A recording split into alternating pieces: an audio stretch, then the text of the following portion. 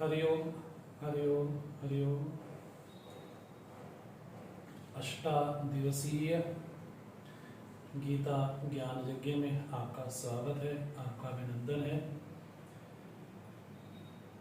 समय का विशेष ध्यान रखते हुए आप शीघ्रातिशीघ्र उपस्थित हों। आज हम श्रीमद् भगवद गीता के सप्तदश अध्याय का विशेष चर्चा करेंगे। विहंगम दृष्टि से इस पर चर्चा करेंगे। भगवान और पूज्य गुरुदेव को नमन करते हुए हम आज का सत्र प्रारंभ करते हैं।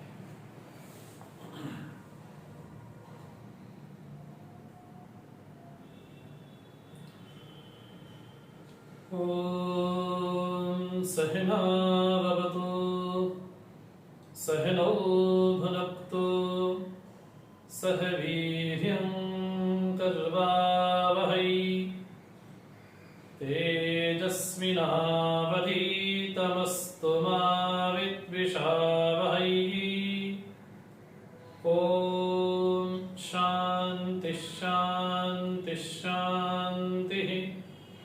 समस्त जन कल्याणे निरतं करुणामयं नमामि चिन्मयं देवं सद्गुरुं ब्रह्मविद्वरं सदाशिवसमारम्भां शङ्कराचार्यमध्यमाम् अस्मदाचार्यपर्यन्तां वन्दे गुरुपरम्परां वन्दे गुरुपरम्परां। वसुदेवसुतं देवं तं स चाणूरमर्दनं देवकी परमानन्दं कृष्णं वन्दे जगद्गुरुं कृष्णं वन्दे जगद्गुरुम्। हरि ओम। आज हम श्रीमद् भगवद गीता के सप्तदश अध्याय का अध्ययन करेंगे, चर्चा करेंगे। हम इस अध्याय का नाम है श्रद्धा त्रय विभाग। जिस तरह से नाम से ही इस अध्याय का पता चलता है कि इस अध्याय में किसकी चर्चा होगी, तो क्या इस अध्याय में चर्चा होगी श्रद्धा को लेकर के। और श्रद्धा भी कौन सी, कहा श्रद्धा त्रय। इसके पूर्व भी हम एक अध्याय पढ़ करके आए हैं जिसका नाम था गुणत्रय। यदि चित्त में गुणत्रय अध्याय स्पष्ट हो तो श्रद्धात्रय अध्याय को पढ़ने में जरूर सहायता मिलती है। चित्त में गुणत्रय का यदि ठीक ठीक से हमने चिंतन किया है तो इस अध्याय को पढ़ने में हमको ज्यादा परिश्रम नहीं करना पड़ता। हम अक्सर एक बात जरूर कहते हैं कि हर एक अध्याय आपस में ही जुड़ा हुआ है।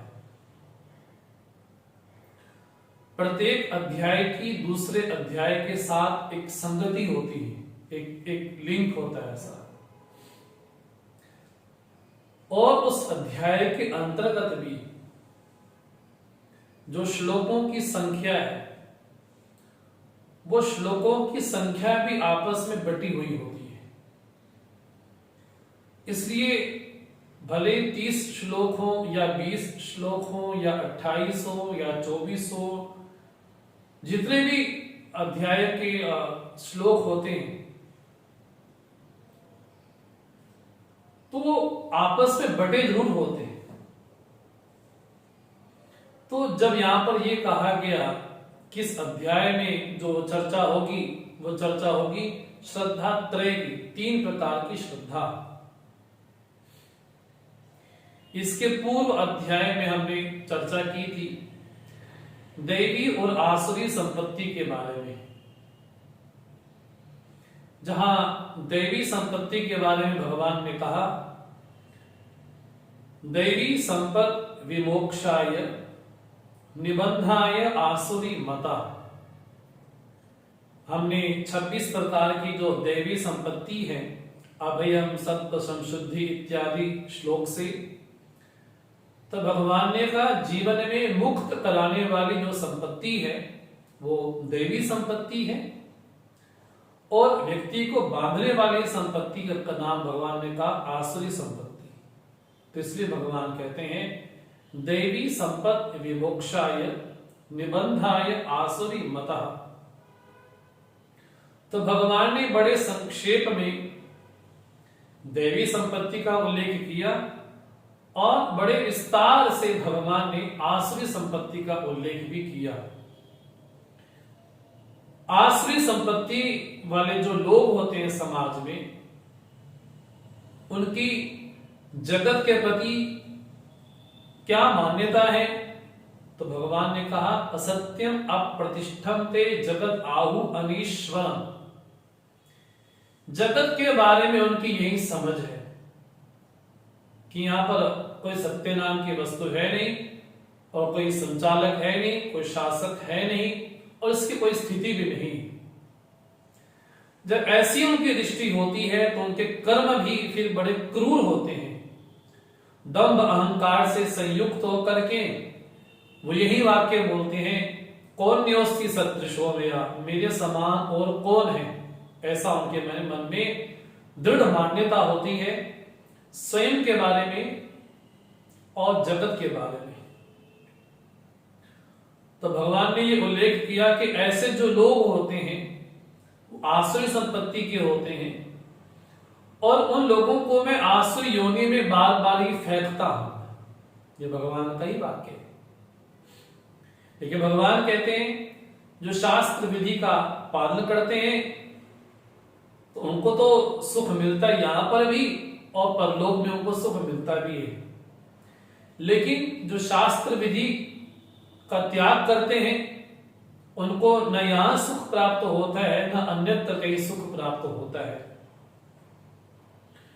तब अर्जुन ने जब ऐसा वाक्य भगवान के मुखारविंद से सुना तो सहसा अर्जुन के मन में प्रश्न उत्थित हुआ, और अर्जुन भगवान से प्रश्न करते हैं जिस प्रश्न को लेकर के ही ये अध्याय हमारे सामने स्पष्ट होता है। कुल इसमें 28 श्लोक है, बड़ा कम श्लोकों वाला कलेवर वाला अध्याय है।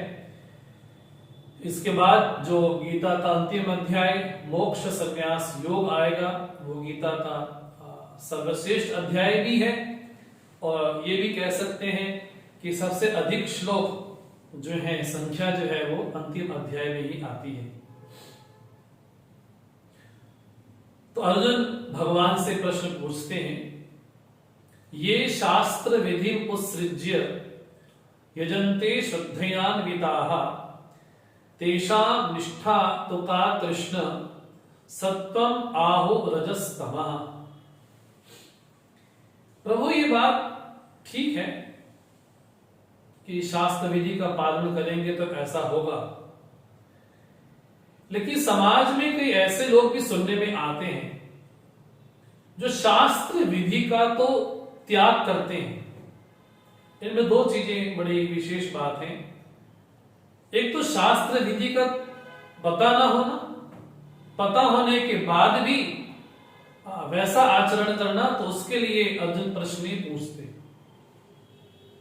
समाज में कई ऐसे लोग हैं जिनको शास्त्र की विधि का पता नहीं, श्रुतियों ने क्या कहा है, स्मृतियों ने क्या कहा है, ये पता नहीं, लेकिन श्रद्धा पूर्वक यजन करते हैं। यजन्ते श्रद्धयान्विताः, श्रद्धा से अन्वित होकर के युक्त होकर यजन करते हैं, पूजन करते हैं, उपासना करते हैं, लेकिन उनके जीवन में शास्त्र के ज्ञान का अभाव है। एक तो समाज में वो लोग हैं जो शास्त्र को जानते हैं और वैसा आचरण करते हैं। एक दूसरे वो हैं शास्त्र को जानते हुए भी गलत आचरण करते हैं, ये दूसरे कैटेगरी के लोग हैं। लेकिन अर्जुन तीसरे के बारे में ये पूछता है कि जिनको शास्त्रों का ज्ञान नहीं है,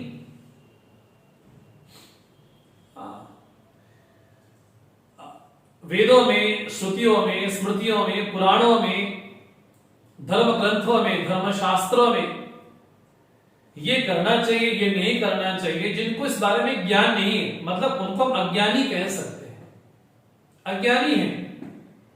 लेकिन वो श्रद्धा पूर्वक यजन करते हैं।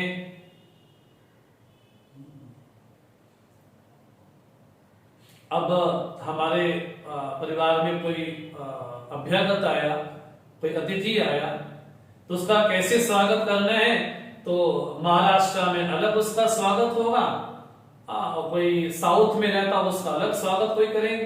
तो ये विधियां शास्त्र सम्मत हो ऐसा जरूरी नहीं, लेकिन श्रद्धा पूर्वक करते हैं।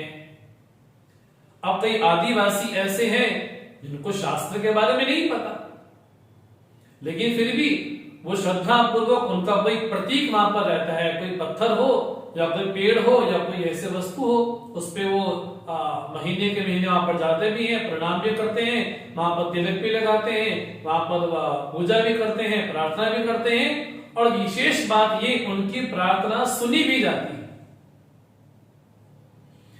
तो ऐसे लोग जो शास्त्र विधि को नहीं जानते, अर्थात शास्त्र के बारे में अज्ञानी हैं, लेकिन श्रद्धा पूर्वक यजन करते हैं, उनके बारे में अर्जुन पूछते हैं, तेषां निष्ठा तो का कृष्ण सत्वम आहु रजस्तमः। हे कृष्ण, उन लोगों की निष्ठा सात्विक है या राजसिक है या तामसिक है। उन लोगों की निष्ठा अर्थात वो जो पूजन करते हैं, जो देवताओं का पूजन करते हैं, जो उनकी स्थिति है, प्रभु उनकी जो निष्ठा जो कही गई है वो सात्विक है, राजसिक है या तामसिक है। अब ये बड़ी विशेष बात है। अर्जुन ने प्रथम श्लोक में भगवान से प्रश्न पूछा, लेकिन भगवान ने इसका जो उत्तर दिया वो इस अध्याय के अंतिम श्लोक में दिया। भगवान को जो प्रश्न पूछा अर्जुन ने, उसमें एक शब्द जो जोड़ा अर्जुन ने, श्रद्धया अन्विता, जो श्रद्धा से जुड़ करके यजन करते हैं। तो भगवान ने कहा पहले हम श्रद्धा शब्द को ही देखते हैं कि श्रद्धा वास्तव में क्या होती है। तो भगवान इसी विषय को ही विस्तार से प्रारंभ करते हैं कि वास्तव में श्रद्धा क्या है। तो भगवान कहते हैं, त्रिविधा भवती श्रद्धा देहिनां सा स्वभावजा, सात्विकी राजसी चैव तामसी चेति ताम शृणु।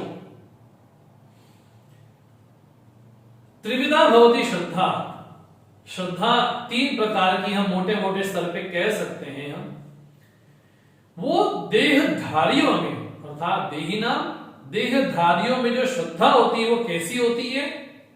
बोले स्वभावजा, स्वाभाविक होती है। वो कैसी? सात्विकी राजसी चैव तामसी चेति ताम शृणु। वो सात्विक राजसिक तामसिक होती है, उसको अर्जुन तुम सुनो। स्वाभाविक होती है, स्वाभाविक होती अर्थात पूर्व जन्म में हमने जो भी धर्म किया, जो भी कर्म विशेष किया, वो स्वाभाविक है कि मनुष्य को ही कर्म का अधिकार है। तो पूर्व जन्म में जब हमारा मनुष्य शरीर था, उस जन्म में हमने जो भी कर्म विशेष किए, हाँ जी, तो मरण काल में वो सारे संस्कार चित्त में उपस्थित हो गए। वही जाकर के हमारी स्वाभाविक कह सकते हैं हमारा स्वभाव बनता है। उसी स्वभाव को भगवान कहते हैं। वो स्वभाव कैसा है? स्वभावजा मैंने पूर्व जन्म के जो भी कर्म विशेष किए हुए हैं उनका संस्कार हमारे चित्त पे पड़ता है। इसलिए मेरी श्रद्धा वहां पर है, ये बतलाने वाला कौन है? तो कहा मेरे संस्कार जैसे होंगे, मेरा स्वभाव जैसा होगा, उस स्वभाव के अनुसार ही मेरा श्रद्धा का कोई केंद्र होगा।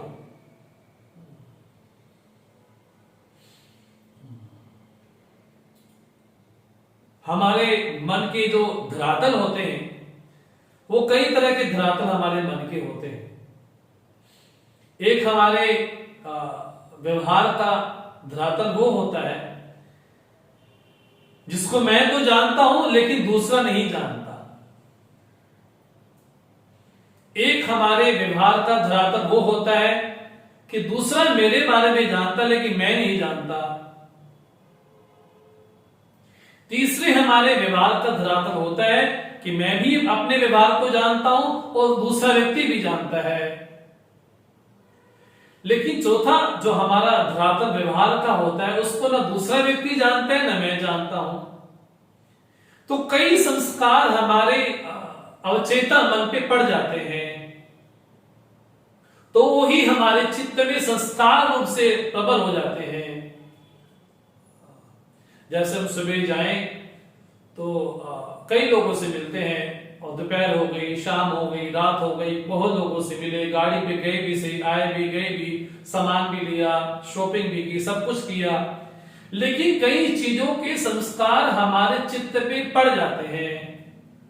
आपने कोई ऐसा दृश्य देख लिया वहां पर, मानो कि वहां पर कोई ऐसा कोई हिंसा कोई आपने दृश्य देख लिया, तो वो हमारे चित्त को प्रभावित कर देता है। वही जाकर के हमारे चित्त में एक संस्कार का जन्म लेता है। लोग क्या बोल देते, अरे एक बार देख लिया तो क्या फर्क पड़ता है, एक बार खा लिया तो क्या फर्क पड़ता है, एक बार पी लिया तो क्या फर्क पड़ता है। लेकिन नहीं, हम जो भी व्यवहार करते हैं उस व्यवहार का हमारे चित्त पे बहुत ज्यादा असर पड़ता है। इसलिए जो भी व्यवहार हो बड़ी सजगता पूर्वक व्यवहार हमारा हो, उस व्यवहार में कोई त्रुटि ना हो, क्योंकि वही व्यवहार हमारे संस्कार का हेतु, हमारे संस्कार का कारण बनेगा। अगर हमें कड़वा बोलने की आदत हो गई तो लोग क्या है कभी कभी बोल देना चाहिए, नहीं, वो हमारे चित्त में जाकर के उस संस्कारों को बना देगा। कुछ ऐसा द्रव्य खा लिया जो कि निषिद्ध है, वो हमारे चित्त में जाकर के संस्कार को प्रभावित कर देगा। इसलिए संस्कार बहुत ज्यादा है चित्त में। उस संस्कारों को क्षीण करने के लिए ही हमारा जन्म होता है। ब्राह्मण में अपने संस्कार हैं, क्षत्रिय में अपने संस्कार हैं, वैश्य में अपने संस्कार है, शूद्र में अपने संस्कार हैं। अपने संस्कारों को लेकर के ही व्यक्ति उस फील्ड में जाता है। तो जिसके जैसे संस्कार होंगे उसका व्यवहार भी वैसा होगा। हाँ जी, तो व्यक्ति की चाल ढाल कैसे है, पोजीशन कैसी है, पद कैसा है, ये पता कैसे चलता है? उसके व्यवहार से। और व्यवहार का नियामक कौन है? तो का हमारी श्रद्धा है। तो एग्जाम्पल के उदाहरण के लिए समझ सकते हैं, संस्कारों को क्षीण करने के लिए ही वो क्षत्रिय बनता है, संस्कारों को क्षीण करने के लिए कोई ब्राह्मण वर्ण में आता है, संस्कारों को क्षीण करने के लिए कोई वैश्य वर्ण में आता है, और संस्कारों को क्षीण करने के लिए कोई शूद्र वर्ण में आता है। चारों देखा जाए चारों पेशेंट ही है। किसी को ब्राह्मणत्व का अभिमान है तो किसी को क्षत्रिय का अभिमान है, किसी को वैश्य का अभिमान है तो किसी को शूद्र का अभिमान है। चारों रोगी हैं, चारों अपने संस्कार हैं और चारों अपने संस्कारों को नष्ट करने के लिए यहां पर आए हैं। लेकिन हम उल्टा कर देते, संस्कार तो उल्टा क्षीण होने थे लेकिन हमने संस्कार बढ़ा दिए। दूध तो उबालने रखा हमने कि दूध 2 मिनट में उबल करके हो जाएगा। लेकिन हमने क्या किया, उस पे दूध डालते गए डालते गए डालते गए डालते गए, तो हुआ क्या, बोले जो पहले वाला था वही खत्म नहीं हुआ, उल्टा में और डाल दिया। इसलिए इस जन्म में हम जब आए तो उन संस्कारों को क्षीण करने के लिए, समाप्त करने के लिए आए। वो जो वासनाएं थी, वो जो संस्कार थे, उन संस्कारों को नष्ट करने के लिए ही ब्राह्मण आदि वर्ण हमको प्राप्त हुए। लेकिन हम और उसमें संस्कार डाले जाएंगे तो क्या होगा, बोले जितने प्रबलतम संस्कार होंगे उतना हमारा संसरण का जो क्रम है वो वैसा ही तेज गति से चलता चला जाएगा। इसलिए भरसक कोशिश ये की जाए कि हमारे व्यवहार से किसी को पीड़ा ना हो। इसलिए बड़ा प्रसिद्ध वाक्य कहा जाता है, आत्मना प्रतिकूलानि न परेशान समाचरेत। जो व्यवहार हमें पसंद नहीं, हाँ जी, वैसा व्यवहार किसी दूसरे के साथ नहीं करना चाहिए। भगवान कहते हैं, त्रिविधा भवती श्रद्धा देहिनाम सा स्वभावजा। वो स्वाभाविक हर में रहती है। इसलिए भगवान कहते हैं, सत्वानुरूपा सर्वस्य श्रद्धा भवति भारत, श्रद्धामयो अयं पुरुषः योजत् श्रद्धः स एव स। हे भारत, सर्वस्य श्रद्धा भवति, श्रद्धा सब में होती है। किसके अनुसार, सत्वानुरूपा, अर्थात अंतःकरण के अनुरूप। जैसा हमारा अंतःकरण होगा उस अंतःकरण के अनुसार ही हमारी श्रद्धा होगी। जी, हमारा अंतःकरण को सबसे ज्यादा प्रभावित करता है हमारे संस्कार। तो संस्कारों के अनुसार सर्वस्य श्रद्धा भवती। हे भारत, श्रद्धा सब में होती है। भाई भगवान बोलते हैं, श्रद्धा मयो अयम पुरुषः। ये जो पुरुष है ना, वो अन्न में, प्राण में, मनो में नहीं, क्या बोलते हैं, ये श्रद्धा मय है। एक होता है पर्सन, एक होता है पर्सनैलिटी। हमारी जो पर्सनैलिटी है, हमारा जो व्यक्तित्व है, उस व्यक्तित्व के बारे में भगवान कहते हैं। हमारे व्यक्तित्व का सबसे प्रबलतम कोई हेतु है, बोले क्या है, बोले श्रद्धा से। हाँ जी, व्यक्तित्व का पता चलता है हमारी श्रद्धा से, न कि पांच भूतों से। पांच भूतों का शरीर तो 130-35 करोड़ की तो हमारा भारतवर्ष की दुनिया ही है। लेकिन ये व्यक्ति ऐसा है, ऐसा नहीं है, ये तो भेद पैदा करने वाला है। वो कौन है, वो व्यक्ति की श्रद्धा है। अब भगवान तो कितना बड़ा वाक्य कह रहे थे, अयम पुरुषा श्रद्धा मयः। ये जो मनुष्य है, जीव है, ये श्रद्धा वाला है। मतलब श्रद्धा विहीन कोई नहीं हो सकता, श्रद्धा रहित कोई नहीं हो सकता। लोग क्या बोलते हैं, ये श्रद्धालु, ये अश्रद्धालु है। नहीं, श्रद्धा विहीन कोई हो नहीं सकता, क्योंकि भगवान का वाक्य है, अयम पुरुषः श्रद्धामयः। ये पुरुष श्रद्धा वाला है। इसलिए पहले श्रद्धा शब्द को समझा जाए। श्रद्धा मैंने श्रद्धत्ते इति श्रद्धा। श्रद्ध बोलते सत्य को, धा मैंने धारण करना। जिसने उस सत्य को धारण किया है उसका नाम है श्रद्धा। किसी ने जीवन में यह सत्य धारण किया है कि बिना छल के जीवन नहीं चल सकता, तो उसने उसको क्या किया, धारण किया।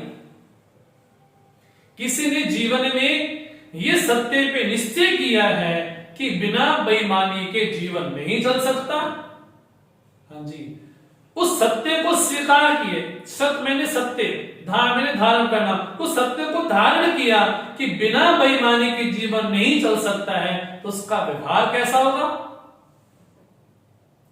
किसी ने जीवन में सत्कर्म पे क्या किया, सत्य माना, उसको सत्य बुद्धि मान करके स्वीकार किया कि सत्कर्म से ही सब कुछ प्राप्त होता है।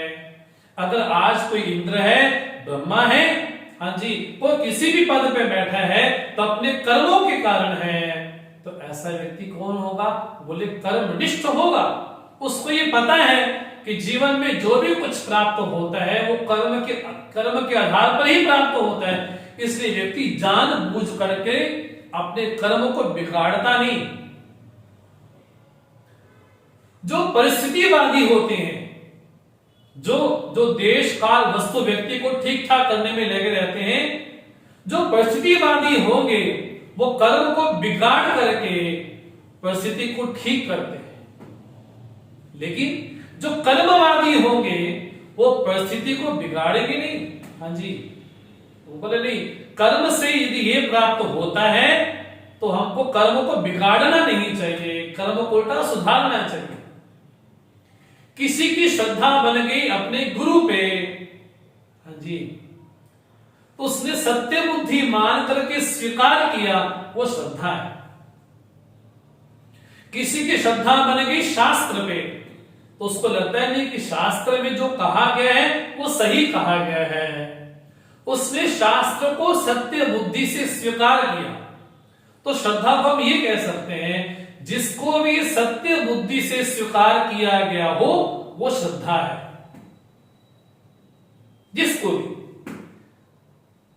अगर दुर्गुणों को सत्य बुद्धि मान करके स्वीकार किया गया है तो उसका जीवन वैसा ही होगा जैसे शकुनी का है।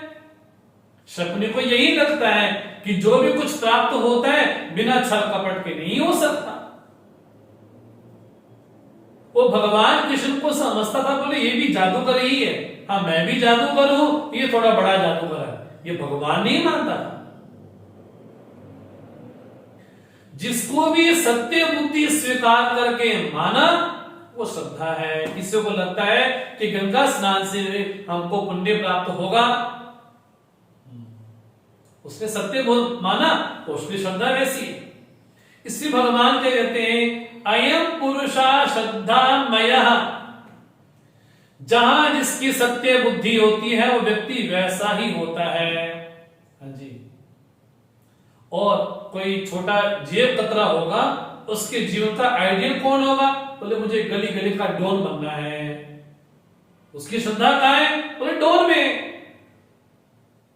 उसने उसको सत्य बुद्धि मान करके स्वीकार किया कि मेरे जीवन का यही आदर्श है। सत्य बुद्धि मानी ना कि यही सत्य है। अगर कोई बिजनेसमैन है, हाँ जी, उसने सत्य बुद्धि मानी कि अगर छोटा व्यापारी है, उसको लगा था कि वहां तक पहुंचना है, तो उसके जीवन का आइडियल कौन होगा, आदर्श कौन होगा? बोले व्यक्ति होगा। तो किसी के जीवन का केंद्र, श्रद्धा का केंद्र राजनेता भी हो सकता है, अभिनेता भी हो सकता है, कोई बिजनेसमैन भी हो सकता है, कोई पॉलिटिशियन भी हो सकता है, कोई सिंगर भी हो सकता है। हाँ जी, तो कई कई तरह के हमारे केंद्र हैं। लेकिन व्यक्ति की पहचान किससे होती है? तो भगवान कहते हैं यो यत् श्रद्धा स एव सा, जिसकी जैसी श्रद्धा है वो व्यक्ति वैसा ही है। तो किसी की श्रद्धा किसी में होगी, तो किसी की श्रद्धा किसी में होगी। हाँ जी, इसलिए भगवान ये कहना चाहते हैं कि श्रद्धा विहीन कोई नहीं हो सकता। श्रद्धा विहीन कोई नहीं हो सकता। तो व्यक्ति के व्यक्तित्व को अगर पहचानना हो तो कैसे पहचाना जाए? बोले श्रद्धा के द्वारा उसको पहचाना जाए। इसलिए जो लोग बोलते हैं ये श्रद्धालु है, ये अश्रद्धालु है। अश्रद्धालु किसी और विषय में हो सकते हैं। कोई परमात्मा के प्रति अश्रद्धालु है लेकिन संसार के प्रति श्रद्धालु होगा, अपने विषय भोगों के प्रति श्रद्धालु होगा, उसको लगता है इस पद पे अगर पहुंचना है तो बहुत लोगों को रास्ते में हटाना पड़ेगा, उसने उसको सत्य माना। तो जब सत्य माना उसको येन केन प्रकारेण उसको प्राप्त करना चाहता है। तो जब उसके जीवन का वही मुख्य आइडियल हो गया, आदर्श हो गया, तो उसकी बात पर सत्य बुद्धि हो गई। तो सत्य बुद्धि को कहा गया श्रद्धा। इसलिए श्रद्धा विहीन कोई नहीं हो सकता। वो दो शब्द आपस में बड़े मेल खाते हैं, श्रद्धा और विश्वास। लोग क्या बोल देते हैं, उन पे विश्वास है लेकिन उन पे श्रद्धा नहीं है, उन पे श्रद्धा है लेकिन उन पे विश्वास नहीं है। लेकिन श्रद्धा शब्द को थोड़ा समझना चाहिए। हम बार्बर के पास, नाई के पास जाते बड़े आराम से बैठते हैं। हमको पता है कि हमारे अच्छी तरह से बाल काटेगा, हमें ये पता है कि हमारे गर्दन नहीं काटेगा। हमने सत्य बुद्धि मान करके स्वीकार किया उसको। हम ट्रेन में जाते हैं, बड़े आराम से सो जाते हैं। अरे इतनी लंबी ट्रेन है, कुछ हो गया तो हमें क्या फिक्र है। हमने उस पे क्या किया, सत्य बुद्धि मान करके स्वीकार कर लिया। वो क्या श्रद्धा है। इसलिए श्रद्धा विश्वास कौन है, तो तुलसी बाबा कहते हैं भवानी शंकरो वंदे श्रद्धा विश्वास रूपिनो। भगवान शिव विश्वास रूपा है और भगवती श्रद्धा में है। तो श्रद्धा विहीन कोई नहीं हो सकता। इसलिए भगवान कहते हैं श्रद्धामयो अयम पुरुषः। ये जो पुरुष है अर्थात ये जो जीव है ये श्रद्धा वाला है। तो जिसकी जैसी श्रद्धा होगी उसका व्यक्तित्व भी वैसा ही होगा, उसकी पर्सनालिटी भी वैसी ही होगी। तो व्यक्ति के व्यक्तित्व को देख करके अनुमान होता है कि व्यक्ति कैसा है। तो भगवान कहते हैं यो यत् श्रद्धा स एव स। जिसकी जैसी श्रद्धा होगी, जिसने जैसे सत्य को स्वीकार किया होगा, हाँ जी, हाँ जी, उसका जीवन भी फिर वैसा ही होगा। तो पंचभूत का निर्माण हुआ, उन पंचभूतों से हमारे शरीर का निर्माण हुआ। तो शरीर का नियामक पंचभूत हो सकते हैं, लेकिन हमारे व्यवहार का, हमारे व्यक्तित्व का नियामक कौन है, बोले श्रद्धा है। वो श्रद्धा कैसी है, तो भगवान ने कहा सात्विकी, राजसी, तामसी। तो तीन प्रकार के भगवान ने श्रद्धा का विभाग किया। अब थोड़ा भगवान संक्षेप में बोलते हैं तप के बारे में। यजन्ते सात्विका देवान यक्ष रक्षांसि राजसाः प्रेतान भूत गणांश्चान्ये यजन्ते तामसा जनाः। तो जीवन में कोई ना कोई हमारा श्रद्धेय होता है, जिसके प्रति हमारी श्रद्धा होती है वो हमारी श्रद्धेय होता है। तो सात्विका देवान यजन्ते, जो सात्विक जन है वो देवताओं का यजन करते हैं। करना चाहिए नहीं करना चाहिए भगवान नहीं कह रहे, भगवान कहते हैं जो सात्विक होते हैं देवान यजन्ते, वो देवताओं का यजन करते हैं। राजसा यक्ष रक्षांसि यजन्ते, जो राजसिक है वो यक्षों की, रक्षांशों की, हाँ जी, सप्त मातृका जब बोलते हैं ना कर्मकांड की भाषा में, बोले उनका पूजन करते हैं, उनका यजन करते हैं। तामसा जनाः प्रेतान भूत गणांश्च यजन्ते, जो तामसिक जन है, जो प्रेतों की, भूतों की, उनकी पूजा करते हैं, उनका यजन करते हैं। लेकिन बात बड़ी गंभीर है, ये देवताओं का यजन करेगा, ये यक्ष यक्षांसी का करेगा, ये भूत प्रेत का करेगा, ये कराने वाला कौन है? हाँ जी, ये हमारी श्रद्धा। वो श्रद्धा आई कहां से, बोले स्वभावजा। स्वभावजा अर्थात हमारे पूर्वार्जित कर्मों के द्वारा जो संस्कार हैं, उन संस्कारों के अनुसार हमारी श्रद्धा बनी। तो हमारे व्यक्तित्व का नियामक बन जाता है हमारी श्रद्धा। भगवान कहते हैं अशास्त्र विहितम घोरम तप्यन्ते तपोजनाः दंभाहंकार संयुक्ताः कामराग बलान्विताः। अशास्त्र विहितम घोरम, हाँ जी, घोर तप करते हैं। कैसा? शास्त्र विहित, बोले नहीं, जनः तप्यन्ते, तप तो करते हैं। कैसा? दंभ अहंकार संयुक्ता, दंभ से अहंकार से जुड़ करके, अरे मेरे समान कौन है, पता है 5 लाख की भागवत कथा हुई, 10 लाख की राम कथा हुई। अरे राम कथा बोला जाए या 10 लाख की कथा बोली जाए? ये इतना बड़ा पंडाल लगाया ना, ये 25 करोड़ का है, 25 लाख का है।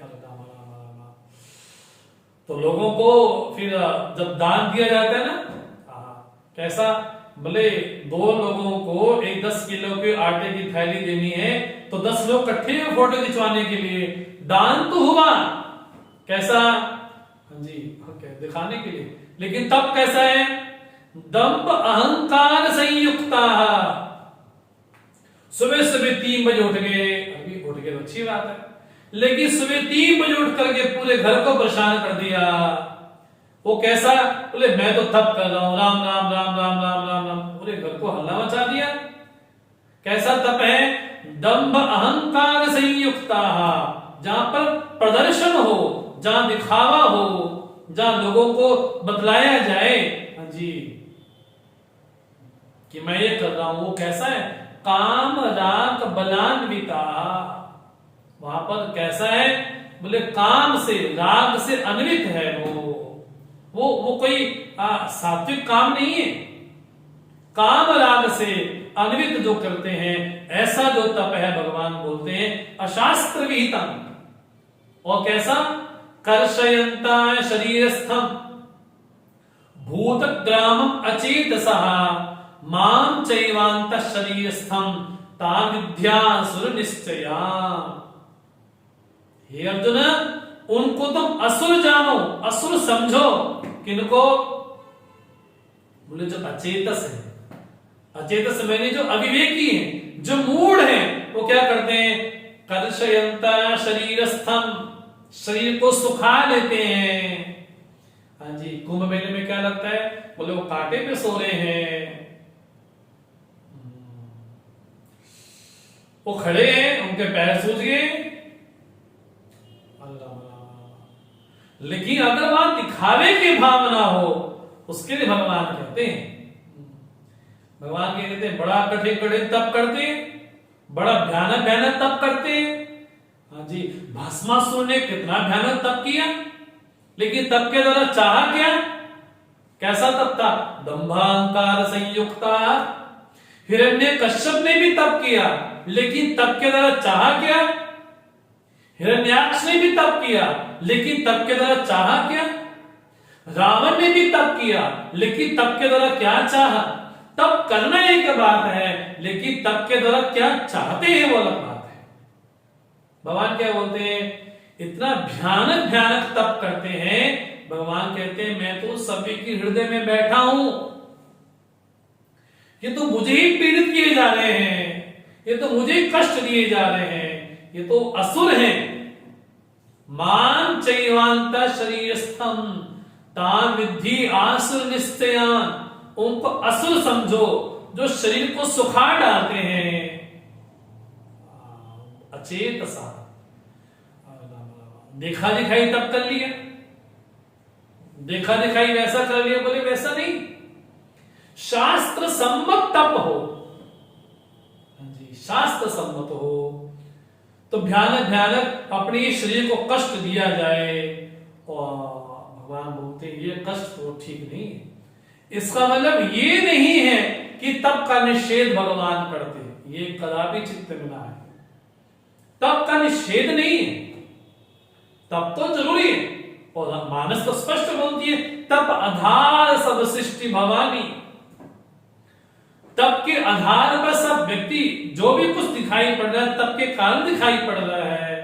इसलिए भगवान कहते हैं तप हो, लेकिन शास्त्र विहित हो, शास्त्र रहित ना हो। शास्त्र जिसके बारे में आज्ञा देता है वैसा तप किया जाए। लोग क्या बोल, अरे जाके, अरे जिसकी बड़ी बड़ी दाढ़ी हो, नाखून हो, बोले बड़ा तपस्वी है तो।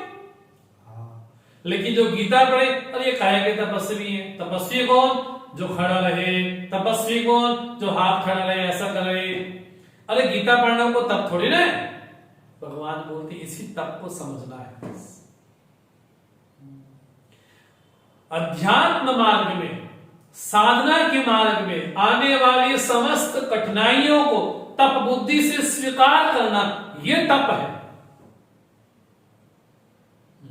साधना का उद्देश्य क्या है, तप का उद्देश्य क्या है, यह बात मुख्य है। तप के द्वारा क्या चाहते हैं। हिरण्यकश्यप ने क्या मांग लिया, न दिन में मरो, न रात में मरो, न सुबह मरो, न शाम को मरो, न मनुष्य से न पशु से। तप हुआ, लेकिन तप के द्वारा क्या चाहा, समाज का अहित हुआ। तो रावण ने भी यही कहा। तो लोग बड़े बड़े तपस्वी दिखाई पड़ते हैं समाज में, ऐसी बात नहीं है, वो पैंट शर्ट में भी घूमते हैं। ऐसा नहीं कि तपस्वी खाली हिमालय की कंदराओं में रहते होंगे या किसी विशेष वस्त्र को ही पहनते होंगे, नहीं, वो आम जीवन भी जीते होंगे, लेकिन वो जो जीवन जी रहे हैं वो किसी भी वस्त्र में हो। भगवान ने किसी का नाम नहीं लिया यहाँ पर कि वो भगवे कपड़े पहनता हो या जींस पैंट पहनता हो या कोई दूसरे कपड़े पहनता हो, बिल्कुल नहीं। समाज में एक्स वाई जेड कोई भी मनुष्य है, अगर कोई भी तप करता है, अगर वो शास्त्र सम्मत है, तब तो ठीक है। अगर नहीं, केवल शरीर को सुखाने के लिए करता है, हाँ जी, किसके लिए, प्रदर्शन के लिए। बोले ऐसा कौन है, मुझे ही कष्ट दे रहा है, मान चैवांत शरीरस्थम, मैं सब पे अनुशासन करने वाला हूं, ये तो मुझे ही कष्ट दे रहे हैं। इसलिए भगवान कहते हैं, अर्जुन ने पूछा था निष्ठा क्या, अब भगवान कहते हैं आहारस्तपि सर्वस्य त्रिविधो भवति प्रिया यज्ञस्तपस्तथा दानं तेषां भेदम् इमं शृणु। भगवान ने श्रद्धा के बहाने 4 चीजों को उपस्थित किया, यज्ञ, दान, तप और आहार। इन 4 चीजों के द्वारा भगवान श्रद्धा शब्द को समझाना चाहते हैं कि जीवन में आहार, तप, दान और यज्ञ ये कैसे होले, त्रिविधा, ये भी 3 प्रकार के होते हैं। अब भगवान प्रारंभ करते हैं कि जीवन में आहार कैसा हो। बोले सात्विक आहार भी होता है, राजसिक आहार भी होता है और तामसिक आहार भी होता है। हाँ जी, अब हमें अभी देखना चाहिए कि हम कौन सा अन्न ग्रहण करते हैं। तो सात्विक आहार का लक्षण क्या है, तो भगवान ने कहा आयु, सत्व, बल, आरोग्य, सुख, प्रीति विवर्धना, रस्या, स्निग्धा, स्थिरा हृदया, आहार सात्विक प्रिया। हमारे भोजन का परिणाम जब ये 6 चीजें हो, तब समझना चाहिए कि हम सात्विक अन्न को ले रहे हैं, सात्विक आहार ग्रहण कर रहे हैं। पहला आयु, दूसरा कैसा हो, सत्व, बुद्धि हो, तीसरा बल हो, चौथा आरोग्यता हो, 5वां सुख हो और छठा कहा प्रीति। अगर ये 6 चीजें बढ़े तो समझना चाहिए कि हम सात्विक आहार ग्रहण कर रहे हैं। उसका परिणाम ये हो, जहां से आयु बढ़े, आयु क्षीण ना हो, क्योंकि श्वास प्रश्वास हम लेते हैं ना, ये भगवान का हृदय यहां पर ना, तो श्वास हम कर लेते हैं तो भगवान के चरणों का हम नमन करते हैं, हृदय कमल का स्पर्श करते हैं, और बाहर भगवान विष्णु है तो वायु बाहर आती है तो विष्णु का स्मरण करती है, विष्णु के पद को नमन करती है। ऐसा आहार हो यदि हमारी आयु को बढ़ाता हो, हमारी बुद्धि को बढ़ाता हो, हमारे बल को बढ़ाता हो। कौन सा बल? सात्विक बल। बोले कई लोग तो वैसा भोजन भी करते हैं, बोले वो भी तो बल हो नहीं। सुख प्रीति विवर्धना।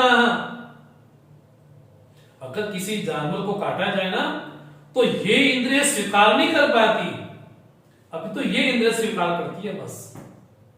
इस इंद्रिय से बड़ा विचित्र हो जाएगा। अगर कोई व्यक्ति हो जो खाता भी हो, उसके सामने किसी को हिंसा भी की जाए तो आंखों से देखना बड़ा विचित्र होगा, लेकिन ये तो जिह्वा का विषय है ना। इसलिए भगवान कहते हैं सात्विक आहार कैसा है? बोले रस्या, उसमें रस हो, स्निग्धा, उसमें उसमें चिकनाईपन हो, स्थिरा, बोले लंबे समय तक वो रहने वाला हो, हृदय, हृदय को प्रिय हो, ऐसा जो आहार होगा सात्विक प्रिय, वो सात्विक होगा। सात्विक जन ऐसा ही आहार ग्रहण करते हैं। हम जो भी अन्न ग्रहण करते हैं, यदि उस अन्न को खाने के बाद अगर 6 चीजें बढ़ती हैं तो समझना चाहिए कि हमारा आहार कैसा है? बोले कैसा है? सात्विक है। तो उसमें षड रस, जो सूप शास्त्र है, पाक शास्त्र है, तो पाक शास्त्र में आया है कि पहले खट्टा खाएं या पहले मीठा खाएं, बीच में क्या खाएं, ये पूरा वर्णन आया है पाक शास्त्र में, है ना। तो उस भोजन में षड रस भी हो, पचाने में सुपाच्य भी हो। बोले ऐसा जो अन्न होगा वो कैसा होगा? बोले सात्विक होगा, उसको सात्विक जन ही ग्रहण करेंगे।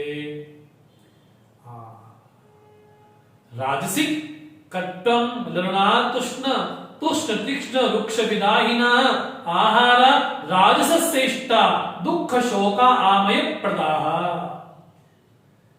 सात्विक भोजन का परिणाम भगवान ने कहा था आयु सत्व बल आरोग्य सुख प्रीति वर्धना।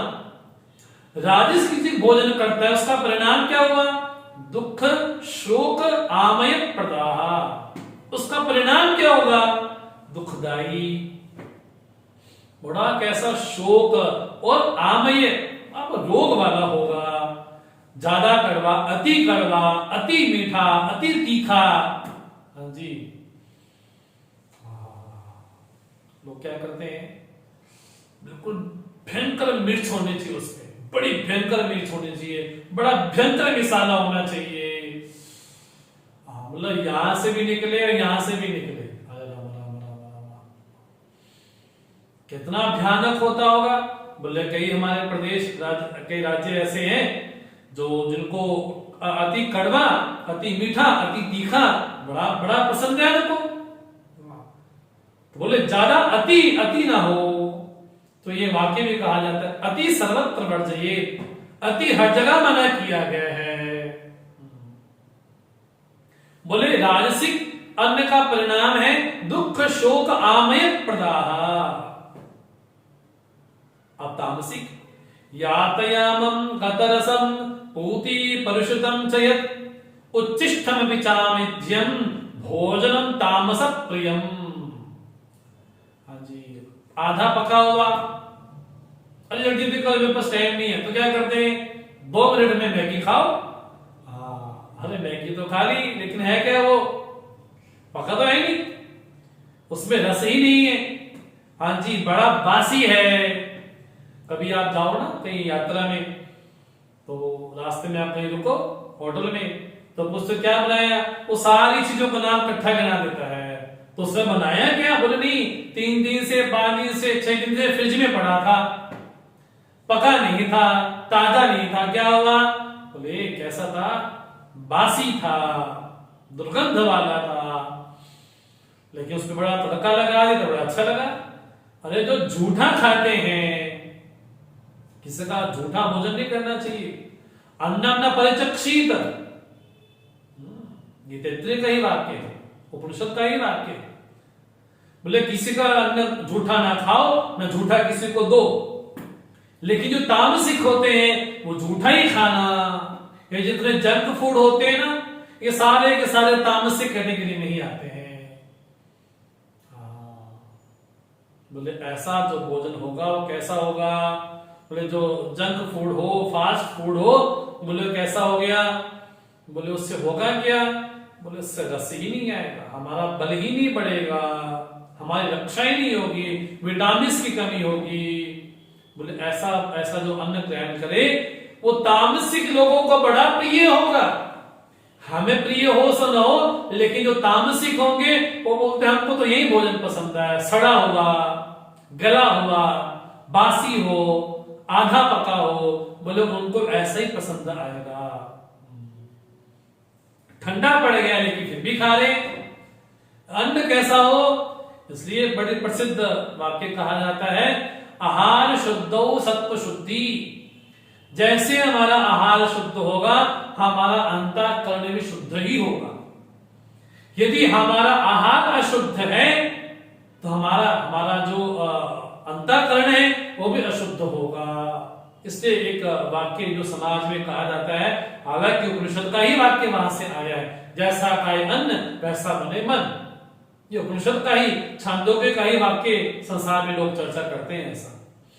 तो भगवान कहते हैं सात्विक भोजन का परिणाम आयु सत्व बललोके के बढ़ाने वाला हो, राजसिक भोजन का परिणाम दुख और लोभ बढ़ाने वाला हो, तामसिक भोजन का परिणाम भगवान ने कहा नहीं लेकिन समझ जाना चाहिए, जहां पर कष्ट ही कष्ट हो, जो दुखदाई हो, शरीर के लिए भी और मन के लिए भी।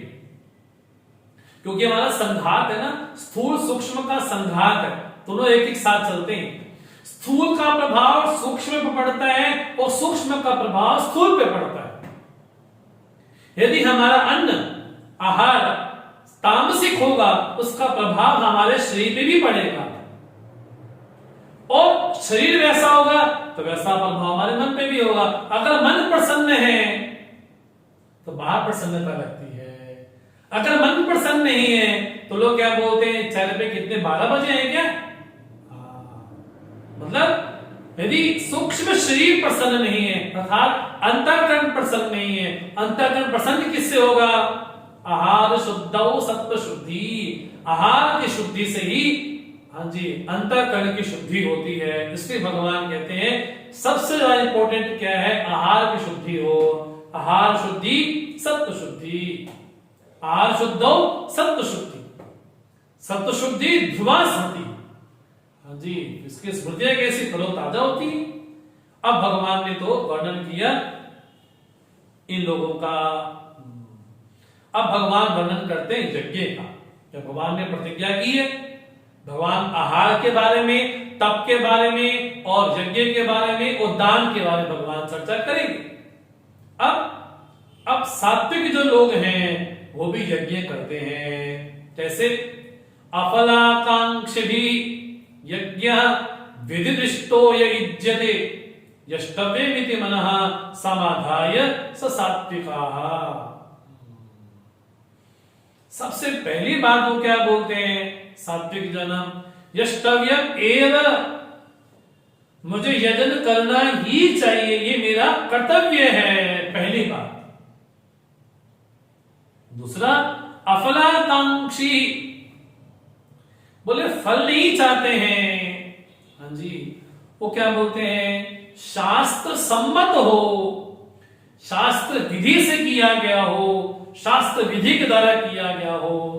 हाँ जी, उस यज्ञ कुंड को कैसे बनाया जाए। हाँ जी, उसमें ब्राह्मण कौन हो, जो पढ़ने वाले ब्राह्मण हैं उनका मंत्रोच्चारण कैसा हो, संविधा कैसी हो, सामग्री कैसी हो, वहां पर पवित्रता हो। लेकिन जब आहुति डालते हैं, आहुति कैसे डाली जाए? बोले स्वाहा स्वाहा फेंक दो, नहीं, उसमें मृगी मुद्रा के द्वारा उसमें अर्पण किया जाए। ये कौन समझता है, कौन चिंतन करता है? बोले सात्विका। जो सात्विक जन है, बोले वो तो यज्ञ करते ही करते हैं। कोई भी निमित्त आया, कोई भी अवसर आया, बोले नहीं हमको यज्ञ करना चाहिए, हमें यज्ञ कर। अरे क्या पड़ा है यज्ञ करने में? ये जो दूसरे होते ना सो कॉल्ड सेकुलर लोग, है ना, वो क्या बोलते हैं? अरे यज्ञ से कुछ नहीं होता है, लोगों को दान दो। अरे शिव जी पे दूध चढ़ाने से अच्छा है, हाँ जी, दूध गरीबों को पिलाओ, अच्छी बात है। अरे वहां पर कितना घी बर्बाद कर रहे हो, उसके बदले लोगों को घी पिलाओ। ये नासमझों की यही फितरत है। जिनको शास्त्र का सही परिचय नहीं है, ज्ञान नहीं है, बोले वो ही इसके बारे में ऐसा सोचते हैं। इसलिए भगवान कहते हैं अफलाकांक्ष भी यज्ञ विदिष्टो युज्यते यष्टव्यमिति मनः समाधाय स सात्विकाः। लेकिन जो राजसिक है वो कैसे? अभिसंधायतु फलम दंभार्थमपि चैव यत् इज्जते भरत श्रेष्ठ तयज्ञम विद्धि राजसम। हे अर्जुन, उसको राजसिक यज्ञ समझो। कौन सा? अभिसंधायतु फलम माने कामी है, सकामी है। ये कर्म, ये यज्ञ करने जा रहा हूं, मुझे ये मिलना चाहिए, अगर ये नहीं मिला तो मुझे यज्ञ नहीं करना है। और दंभार्थम, हाँ जी, लोगों को दिखाने के लिए कि मैं भी यज्ञ करने वाला हूं, मैं भी यज्ञ करता हूं, लोगों को बतलाने के लिए, दिखाने के लिए। बोले ऐसा जो यज्ञ हो, हे भरत श्रेष्ठ तय यज्ञम विद्धि राजसम, उसको राजसिक समझो। जहां पर यज्ञ के पहले ही कामना है, हाँ जी, दूसरी बात वहां पर दंभ भी है। अगर कामना हो तब तो ठीक है। कई कई कई यज्ञ कर्म ऐसे होते हैं जहां कामना के अनुसार ही यज्ञ किया जाता है। जैसे पुत्रिष्ट यज्ञ करना है, वहां पर कामना है, लेकिन भगवान ने शब्द बीच में जोड़ा क्या? दंभार्थम, दंभ के सहित करते हैं, अर्थात लोगों को बतलाने के लिए करते हैं। कई प्रकार के यज्ञ किए गए, पर ऐसी बात नहीं कि भगवान ने सकामी व्यक्ति के निषेध किया है, बिल्कुल नहीं। सकामी की निंदा नहीं है, कदापि निंदा नहीं है, लेकिन सकामी व्यक्ति की इसलिए समस्या है, उसको यही लगता है कि जो भी कुछ प्राप्त होता है वो कर्म से ही प्राप्त होता है, तो कभी वो कर्मयोगी नहीं बन पाता। बस वहां पर एक ही दिक्कत है। इसलिए भगवान कहते हैं कि पहली बात, यज्ञ करने के पहले फल सोचते हैं कि ये मैं काम करने जा रहा हूं, यज्ञ करने जा रहा हूं, तो मुझे इसका ये फल मिलेगा, ये फल मिलेगा, ये फल मिलेगा। और लोगों के लिए दिखाने के लिए बोले दंभार्थम, बोले ऐसा जो यज्ञ होगा वो कौन करते हैं? राजसिक जन करते हैं। अब बोलते हैं तामसिक। विधिहीनम असृष्टान्नम मंत्रहीनम अदक्षिणम श्रद्धा विरहितम यज्ञम तामसम परिचक्षते। हाँ जी, पहली बात, यज्ञ में शास्त्र की कोई विधि नहीं। दूसरा, ब्राह्मणों को अन्न नहीं दिया, क्योंकि यज्ञ में तो विधान है ब्राह्मणों को अन्न देना चाहिए, अन्न ही नहीं दिया। मंत्रहीनम, बोले आप मंत्र ही नहीं बोले गए। अभी कुछ समय पहले किसी ने हमको कुछ भेजा, बोले ये एडवांस प्रकार का यज्ञ कैसा? बोले कोई ऐसा टीवी जैसा कोई है, तो उसमें वो टच करेंगे तो वहां पर सामग्री डल जाएगी। वहां पर हवन कुंड भी नहीं है। हाँ जी, हवन कुंड ही नहीं वहां पर। लेकिन ये लोग कैसे हैं? पहली बात, ब्राह्मणों को अन्न नहीं। दूसरा शास्त्र का पता ही नहीं, शास्त्र ने यज्ञ करने की लिखा है कि नहीं का ये भी नहीं पता है। और मंत्रहीनम, हाँ जी, वहां पर मंत्र ही नहीं बोला गया। जैसे टीवी में आजकल वो शादियां होती है ना, वो कौन सा मंत्र पढ़ते हैं किसी को पता ही नहीं। मंत्रहीन बोले समझ नहीं आती है कि इसको यज्ञ कहा जाए कि क्या कहा जाए। पहली बात, वेद का पता नहीं, वेद की रीति का पता नहीं, विधान का नहीं पता, अर्थात शास्त्र रहित हो। दूसरा, उस यज्ञ में ब्राह्मणों को अन्न नहीं दिया गया। तीसरा, उसमें मंत्रोच्चारण नहीं है। और चौथा, अदक्षिणम, दक्षिणा भी नहीं दी गई। हाँ जी, ब्राह्मण को तो दक्षिणा देनी ही चाहिए, अपने सामर्थ्य के अनुसार दक्षिणा देनी चाहिए, तब तक यज्ञ अपूर्ण माना जाता है, तब तक। और सबसे बड़ी बात, पांचवी चीज, श्रद्धा विरहितम, वहां पर श्रद्धा ही नहीं है, फिर भी यज्ञम परिचक्षते, फिर भी यज्ञ हो रहा है। श्रद्धा नहीं है, हाँ जी, मंत्र नहीं है, दक्षिणा नहीं दी गई, और ब्राह्मणों को अन्न नहीं दिया गया, और सबसे बड़ी बात, शास्त्र रीति का पता ही नहीं। इन 5 चीजों से रहित होकर के जो यज्ञ होगा वो तामसिक जन करते हैं। वो समाज में ऐसी बात नहीं कि ये ऐसे लोग नहीं मिलेंगे, ऐसे नमूने बहुत मिलते हैं समाज में, जिनको ना मंत्रोच्चारण से मतलब है, स्वाहा स्वाहा स्वाहा फेंक दो काम खत्म हो गया। ब्राह्मणों को दक्षिणा, कौन से बोले श्राद्ध जब आते हैं ना तो स्पेशल दुकान वाले के पास जाएंगे, क्या बोलेंगे, बोले ब्राह्मण को धोती देनी है, कौन सी, बोले श्राद्ध वाली, मतलब जो 10 दिन भी ना चले, 15 दिन भी ना चले, वैसी धोती दान देनी है। अपने लिए अपने तो बढ़िया बढ़िया चीजें ले ली, लेकिन जो दान वाली चीजें हैं वो तो ऐसे कर दी जैसा जैसे नचिकेता का पढ़ते हैं। हाँ जी, व्यवस्वा, उन्होंने क्या किया, ब्राह्मणों को दक्षिणा में क्या दिया, पीतोदका जगदत्रण दुग्धदोहा निरिंद्रिया, यज्ञ तो किया, लेकिन जो दक्षिणा दी ब्राह्मणों को कैसी दी, हाँ जी, ऐसी ऐसी गौवें दान में दी, ना वो दूध दे सकती है, ना वो प्रजनन कर सकती है, ना वो घास चढ़ सकती है, ना चलने लायक, ना बैठने लायक।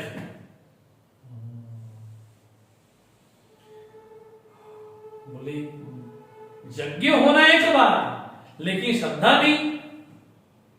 हाँ जी, दूसरा मंत्र नहीं है और दक्षिणा भी वहां पर नहीं है। बोले ऐसा जो यज्ञ होगा वो तामसिक जन करते हैं। तो अब तक भगवान ने सात्विक, राजसिक, तामसिक आहार के बारे में बताया, फिर भगवान ने सात्विक, राजसिक, तामसिक यज्ञ के बारे में कहा। हाँ जी, अब भगवान बोलते हैं तप भी कैसा होता है, तप भी 3 प्रकार का होता है। कैसा, शारीरिक भी, वाचिक भी और मानसिक भी। हम तप शब्द से क्या समझते हैं, कुछ नहीं खाना, खड़े रहना, बैठे रहना, हाँ जी, वस्त्र नहीं पहनना, ये तप है। लेकिन भगवत गीता के अनुसार तप क्या है, भगवत गीता के अनुसार कोई शारीरिक तप करता है, कोई मानसिक तप करता है, तो कोई वाचिक तप करता है। तो शारीरिक तप क्या है, भगवान कहते हैं देव द्विज गुरु प्राज्ञ पूजनम शौचम आर्जवम ब्रह्मचर्य अहिंसा च शारीरम तप उच्यते। ये शारीरिक तप है। देव हो, ब्राह्मण हो, गुरु हो, हमारे बड़े हो, वृद्ध हो, हाँ जी, उनका पूजन करना, हाँ जी, ये भी क्या है, ये भी तप ही है। राम जी तो अपने वशिष्ठ जी के उठने के पहले से उठ जाते थे, उठने के बाद उनको नमन करते थे। ये क्या है, ये भी तप ही है, उनका पूजन करना, हाँ जी, ये भी तप ही। शौचम, पवित्र रहना, जैसे ठंडी में लोग क्या करते हैं, अरे बड़ी ठंडी है, नहाए नहीं जाता, ये तो नहीं पसंद है। हाँ जी, ये भी तप ही है। आर्जवम, जुजुत्व हो, उसमें सरलता हो, ब्रह्मचर्य, इंद्रिय संयम हो, और अहिंसा च, बोले किसी की हिंसा ना करना, ये भी शारीरिक तप ही है। अब ये हमें जरूर समझना चाहिए कि हम जीवन में कौन सा तप कर रहे हैं।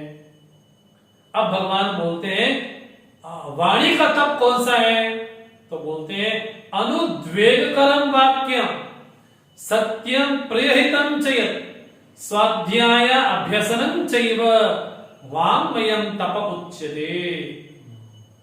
ऐसा वाक्य ना बोले जिसको सुनकर के व्यक्ति बड़ा हर्ट हो जाए, बड़ा दुखी हो जाए, उसके चित्त में बड़ी मानो कि इतनी ऐसी स्थिति आ जाए।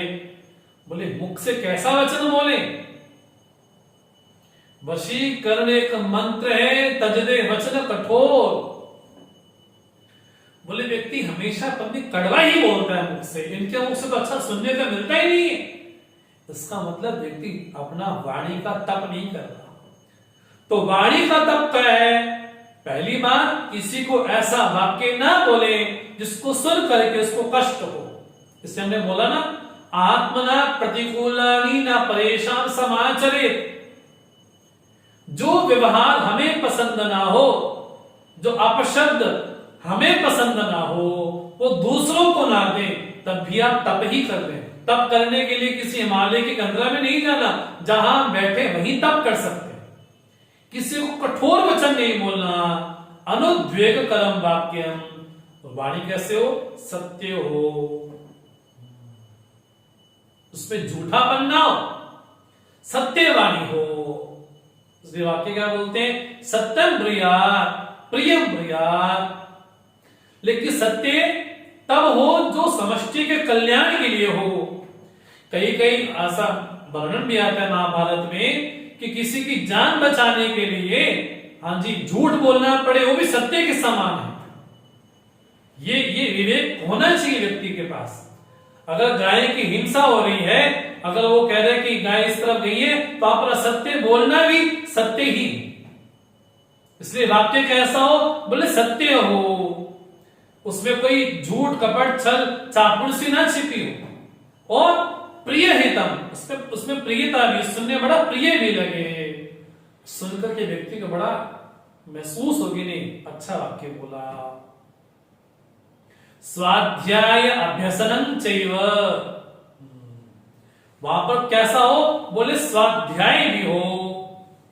स्वाध्याय मैंने रोज कोशिश हो सके, संभव हो सके तो गीता है, रामचरितमानस है, भागवत है, या अन्य कोई भी ग्रंथ विशेष है, उसका पाठ जरूर होना चाहिए।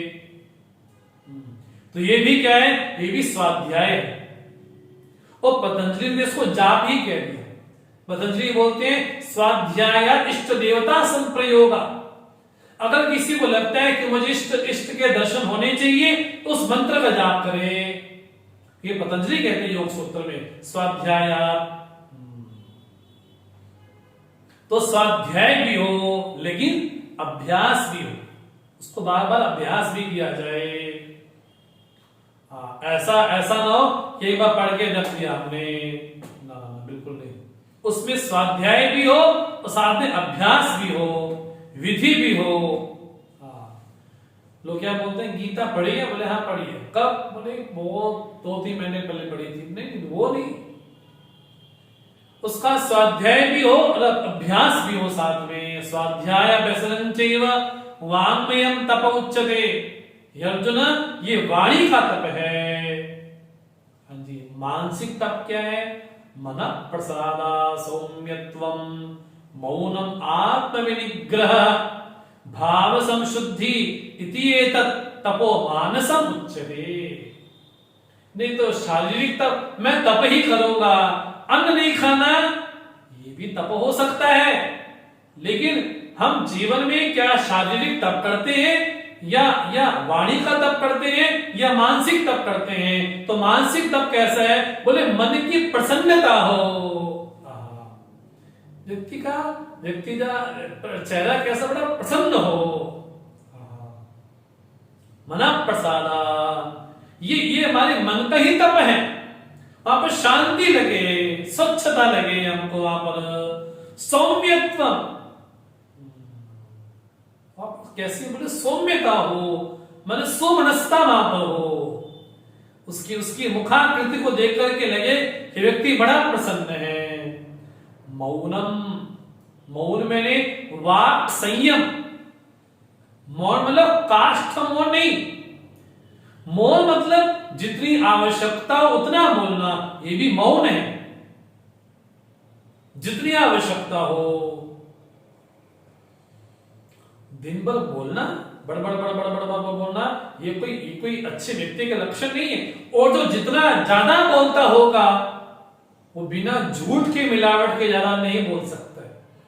अगर कोई सत्यवादी है, तो सत्यवादी को तो बड़ा संभल के बोलना पड़ता है। अगर कोई सत्य को जानने वाला है, तो उसको बड़े संभल के बोलना पड़ता है। और ये बड़ी विशेष बात है। सत्य बोल करके हमको याद नहीं रखना पड़ता, लेकिन झूठ बोल करके हमको याद रखना पड़ता है। उस व्यक्ति से ये बात कही थी, तो दोबारा जब भी मिलेगा मुझे बात याद रखनी पड़ेगी, इस बंदे से मैंने ये कहा था। तो सत्य बोलने के बाद याद नहीं रखना पड़ता, लेकिन असत्य बोलने के बाद याद रखना पड़ता है। इससे भगवान कहते हैं हाँ जी, मौन हो, यह क्या हमारा मानसिक तप है। उत्तम स्तवाद उच्च मंदता, ये उपदेश सार में पतंजलि महर्षि रमण कहते हैं स्तोत्र पाठ करें, भगवान की स्तुति करें, जाप करें, ये भी तप ही है। यहां पर भगवान क्या कहते हैं, मौनम, मौन में वाक संयम हो, अर्थात जितनी आवश्यकता हो उतना बोलना, जितना जरूरी हो उतना बोलना। इससे भगवान से क्या मांगा जाता है, मूकम वाचा अलंकृत करोति, जो वाणी को अलंकृत कर दे। हम लोग क्या समझते हैं, गूंगा बोलने लग जाए ये भगवान की कृपा, ये भी कृपा है, लेकिन वाचा अलंकृत करोति मैंने वाचा अलंकृत करोति, वाणी को अलंकृत कर दे भगवान। हमारे बोलने से लोग प्रभावित हो, लोग तरसे हमारे बोलने को, लोग तरसे कि बहुत दिनों की इनसे बात नहीं हुई, लोग तरसे। आत्म विनिग्रह, हाँ जी, मन का संयम भी वहां पर हो, हाँ जी, भाव संशुद्धि। मानसिक तप में सबसे बड़ी बात है कि भावों की शुद्धि हो। मतलब जब किसी से व्यवहार करें तो भाव बड़ा पवित्र हो, ये ना इससे काम निकाल ले फिर देखेंगे, मतलब सामने से मीठा मीठा बोल रही है लेकिन भावना कैसी है, भावना बड़ी अशुद्ध है। आज कुछ नहीं बोलते लेकिन कल करेंगे, ये क्या है, बोले मन में आपने अपवित्रता रख ली तो भावों की शुद्धि हो। हाँ जी, जो हमारे भाव हो बड़े बड़े सात्विक हमारे भाव हो, उन भावों में कोई मलिनता ना हो, उन भावों में कोई कड़वाहट ना हो, भाव बड़े पवित्र हो, मतलब भाव में टेढ़ापन ना हो, चलाकी ना हो। हाँ जी, जब ऐसा कोई तप करता है तब भगवान कहते हैं वो भी मानसिक तप है। तो भगवान ने ये बतलाया कि तप करने के लिए हमको कहीं जाना नहीं है, हम जहां हैं, जैसे हैं, जहां भी बैठे हैं हम वहां पर बैठ करके तप कर सकते हैं। शारीरिक भी कर सकते हैं, मानसिक भी कर सकते हैं और वाणी का भी कर सकते हैं। किसी को कड़वा वचन ना बोलना, बोले ये भी तप ही है। बोले नहीं, तप मतलब बोले कपड़े नहीं पहनना, कपड़े कम पहनना, खड़े रहना, बैठना, यही तप होता है। भगवान ने उसको तप नहीं कहा। हाँ जी, मानसिक भी तप हो, मौन हो। तो कभी कभार साधु का अभ्यास करना चाहिए अपने जीवन में, उसको मौन का आलंबन लेना चाहिए, है ना, ये साधक के लिए आवश्यक है। अगर कोई अध्यात्म प्रेमी साधक है तो उसको अपने जीवन में दिन भर में कोई ऐसा समय निश्चित करना चाहिए कि अब मेरा मौन है, अब मौन होना चाहिए। वो कभी ऐसा प्रसंग भी आए कि 2-3-4 दिन के लिए मौन साधना भी करनी चाहिए। मौन में बड़ा बल है, बहुत बल है। मौन मतलब फिर वही बात, जितनी आवश्यकता उतना बोलना, ये भी मौन ही है। तो भगवान ने अब तक आहार के बारे में और भगवान ने यज्ञ के बारे में कहा, अब भगवान तप के बारे में बोलते हैं। तप कैसा हो, श्रद्धया परया तप्तम तपा तत्त्रिविधं नरैः अफलाकांक्षिभिः युक्तैः सात्विकं परिचक्षते। जिसमें फल की आकांक्षा ना हो। और श्रद्धा कैसी हो, बोला पर अस्थि बुद्धि हो, आस्तिक की बुद्धि वहां पर हो। यदि वैसा कोई करता है तो बोले वो सात्विक तप कहा जाता है। राजसिक क्या है, सत्कार मान पूजार्थम तपोदंभेन चैव यत् क्रियते तदिह प्रोक्तम राजसं चलमध्रुवम्। हाँ जी, किसके लिए, सत्कार के लिए, मान के लिए, लोग मेरा बढ़ावा करें, लोग मेरी जय जयकार करें, लोग मेरे बारे में अच्छा अच्छा बोले। हाँ जी, लोग बोले बड़े तपस्वी है, बहुत बड़े तपस्वी हैं, बहुत बड़े तपस्वी हैं। हाँ जी, जब मैं वहां से जाऊं तो लोग मेरे को उठ करके अभिवादन करें, नमन करें, मेरा प्रणाम करें। हाँ जी, ऐसा जो तप है वो कैसा, बोले वो राजसिक तप है। तामसिक क्या है? मूढ़ ग्राहेणात्मनो यत् पीड़या क्रियते तपः प्रस्तुत साधनार्थम वा तत्तामसम उदाहृतम। मूढ़ ग्राहेण, अविवेक निश्चयेन, मन में सही गति नहीं है। नहीं, तब मैंने बोले बर्फ में खड़े रहना, पानी में खड़े रहना। यहां पर पुनः उस बात को निवेदन कर दूं मैं कि उस तप के पीछे अगर भावना शुद्ध है, अगर उस तप के पीछे भगवान की प्राप्ति है, अगर उस तप के पीछे समष्टि का कल्याण है, तो उस तप का भी स्वागत है। लेकिन मनमाने ढंग से, हाँ जी, मन में आ गया तो तप करना है, मन में आ गया तो ऐसा करना है, मनोन्मुखी नहीं। बोले 3 महीने से नहाई नहीं है, 6 महीने से नहाई नहीं है, अब बड़े तपस्वी हैं, बड़े तपस्वी हैं, बड़े तपस्वी हैं। बोले भगवान कैसे? मूढ़ ग्राहेण, हाँ जी, शरीर को कष्ट दे करके, पीड़ा दे करके तप किया गया। हाँ जी, प्रस्तुत साधनार्थम वा, हाँ जी, दूसरों को नीचा करके मैं ऐसा काम करके लाऊंगा इसका तो बिल्कुल बेड़ा ही गर्क हो जाएगा। मतलब वहां पर तप तो हो रहा है, लेकिन तप के पीछे जो भावना है वो भावना शुद्ध नहीं है, भावना बड़ी बड़ी पवित्र नहीं है। लोग क्या करते हैं? बोले सड़क पे जाते हैं, अपने यहां पर बेल्ट से मारते हैं तो खून निकलता है, बहुत भयंकर निकलता है। कितना भयानक करते होंगे वो, लेकिन कभी मन में ये नहीं आता उससे बढ़िया क्या करें? भले ब्लड डोनेशन कैंप लगाया जाए, लोगों को खून की आवश्यकता है, उससे बढ़िया वो किया जाए। वो कितना पुण्य का काम होगा वो। बोले ना, वो नहीं, हमको उन्होंने किया था, हमको भी वैसा करना चाहिए। बोले किसी को मारना है, उच्चाटन करना है, हाँ जी, बोले मैं ऐसा तप कर रहा हूं ना, उसकी बुद्धि भ्रष्ट हो जाएगी। मैं ऐसा तप कर रहा हूं, उसको उच्चाटन हो जाएगा, उसका ऐसा हो जाएगा, उसका ऐसा हो जाएगा। बोले तांत्रिक के पास जाएंगे, उसके पास जाएंगे, उसके पास जाएंगे, बोले इस बंदे को मारना है।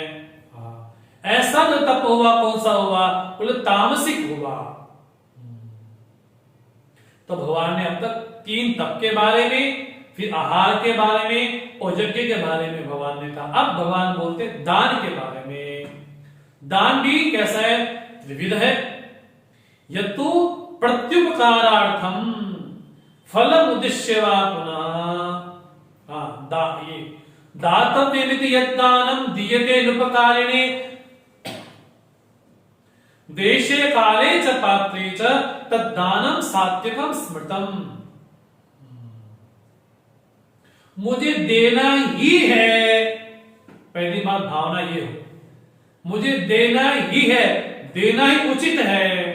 दूसरा, अनुपकारी ने, उसके बदले में उपकार कुछ नहीं चाहता है वो, कि बदले में मुझे ये मिल जाए। और देश काल पात्र का ध्यान रख करके जो दान दिया जाए वो कैसा है? बोले सात्विकम दानम। देश का प्रभाव पड़ता है, काल का प्रभाव पड़ता है। हाँ जी, रात को 12 बजे आप जाप करो और सुबह 5 बजे करो, कैसी मन की स्थिति होती है हमारी? सुबह 5 बजे करो और दोपहर को 2 बजे करो, कितना अंतर आ जाता है हमारे मन की स्थिति में। तब मन बड़ा चंचल होता है, तब मन बड़ा सात्विक होता है। हाँ जी, काल का बहुत प्रभाव पड़ता है। आज हम जिस काल में जी रहे हैं ना, तो चारों ओर मीडिया का बड़ा विस्फोट है। हमको मीडिया जगत में क्या क्या दिखाया जा रहा है, ना चाहते हुए भी फिर भी देखना पड़ता है। हाँ जी, तो बड़ा भयानक जमाना है। तो काल का बड़ा प्रभाव पड़ता है जीवन में। कोई ये ना कह दे कि काल का प्रभाव नहीं पड़ता, काल का बहुत प्रभाव पड़ता है। हम 2020 में जिए, लॉकडाउन आ गया, कोरोना आ गया, बोले ये भी प्रभाव तो पड़ रहा है। अगर कहीं हमारा जन्म, हाँ जी, भगवान भाष्यकार के जमाने में हो गया होता तो साक्षात भगवान भाष्यकार को सुन रहे होते हो। तो काल का प्रभाव पड़ता है, स्थान का प्रभाव पड़ता है।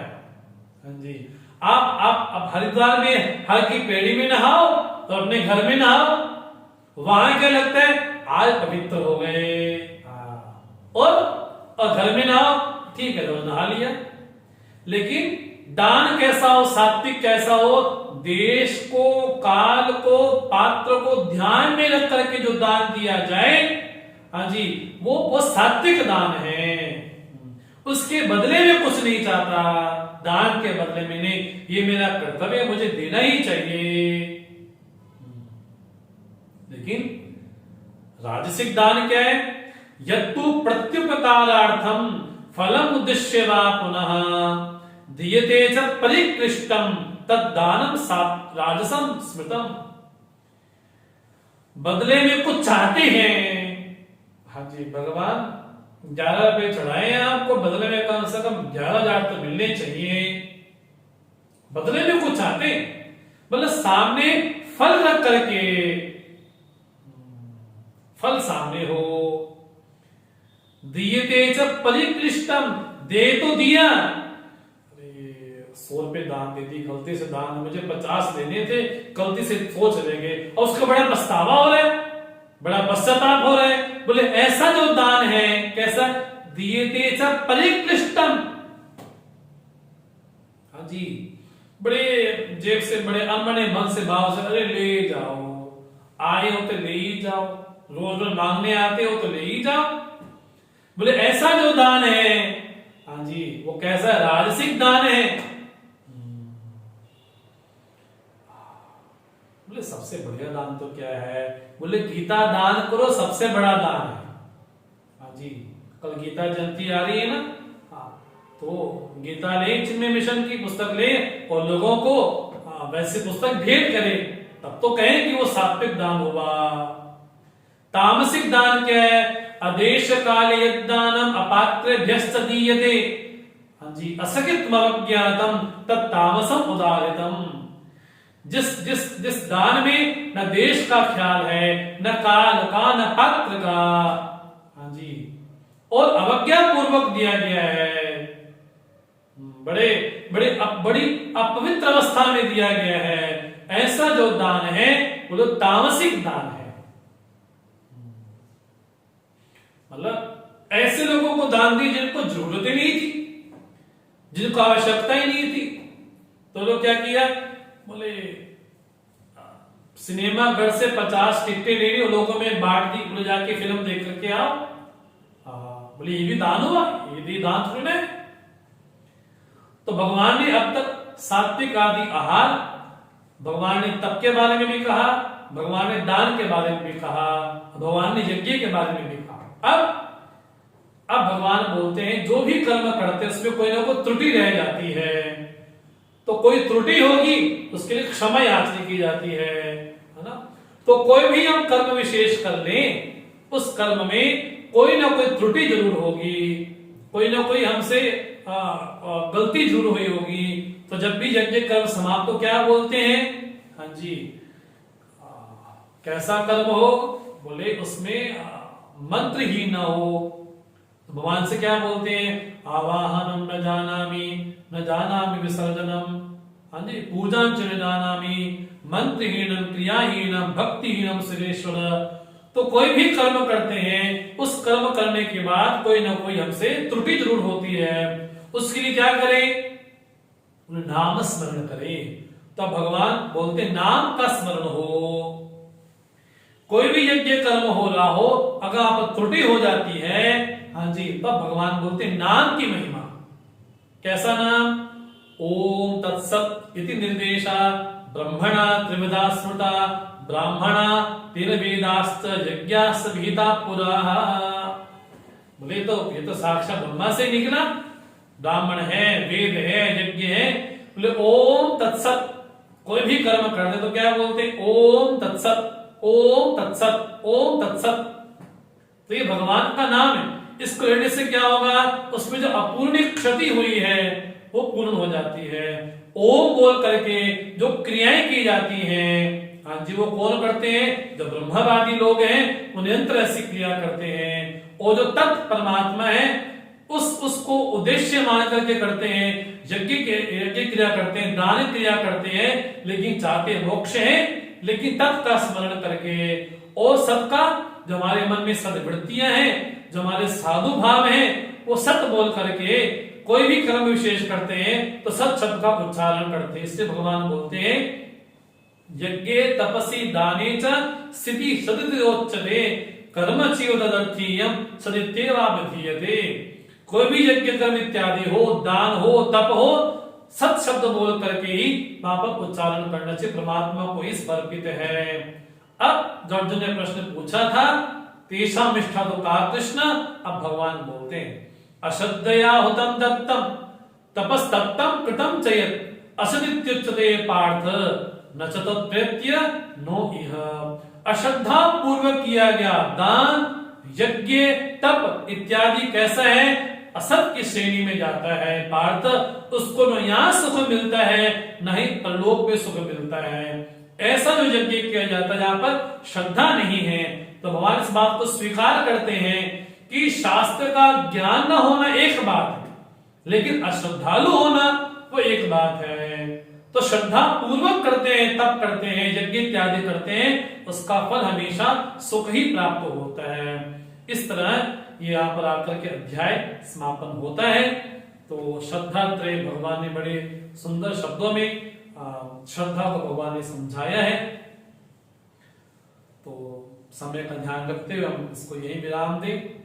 ओम तत्सत इति श्रीमद् भगवद गीतासु उपनिषत्सु ब्रह्म विद्यायाम योग शास्त्रे श्री कृष्णार्जुन संवादे श्रद्धात्रय विभाग योगो नाम सप्तदशोऽध्यायः।